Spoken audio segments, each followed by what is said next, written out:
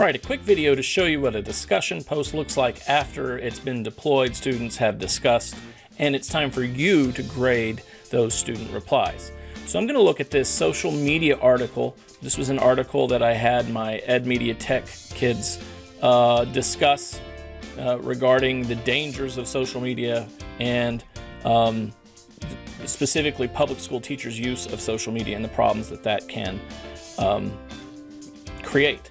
So here is the prompt, and I also posted the article right there in the prompt so that they could read it if they needed to right then and there. And then we have the discussion forum. So you can see here these threaded replies.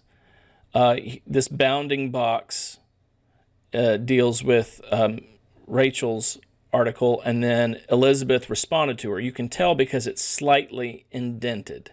Okay, this is where I really wish there were more of an indication, maybe even just something as simply, instead of just this indentation, maybe a blue border on the side would help us see that this is relating to something above it. Here's another, I started this side discussion here, and I had these students respond. So Elizabeth is responding to me, Rachel's responding to me, but you can tell by the indentation, Nicholas is actually responding to Rachel.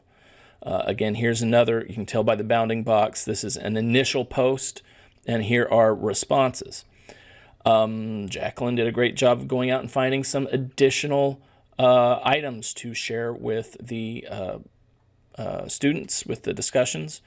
And this is what a discussion ends up looking like. And I've got to say, I've done discussions before when we had them in Eagle Web.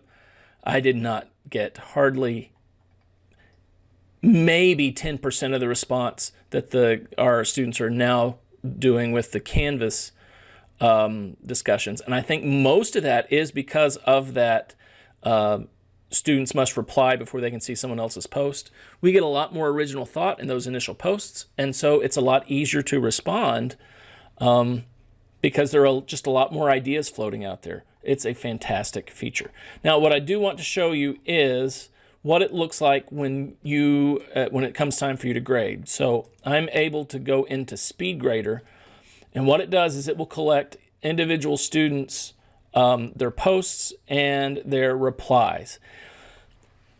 It's a little hard sometimes to understand the context because this all happens within a full discussion, but at least this gives me a way to quickly see and remind myself of what Elizabeth's responses to these articles are. Again, I could go down to, say, Randy, and here is a post and some replies. If I need to see the context, generally I just have to click on view the whole discussion and then look for where that happened. And that's probably your first step in grading a discussion, is just kind of getting a broad overview of what everybody is saying, who's saying it, the good points. It's also pretty important when you're doing discussions like this that you hop in and spur some additional thought where necessary if you think somebody's made a really great point. So that's the what it looks like in Canvas after a discussion has been posted, and what it looks like in SpeedGrader when it's time for you to award grades. All right, hope you enjoyed this video, and I really hope you get to use discussions in your courses. That one feature, limit a student's ability to see the discussion forum until they have posted their first response. That's been an absolute game changer in discussions that I've facilitated through Canvas. All right, that is what it looks like in Canvas after students have posted. See you soon.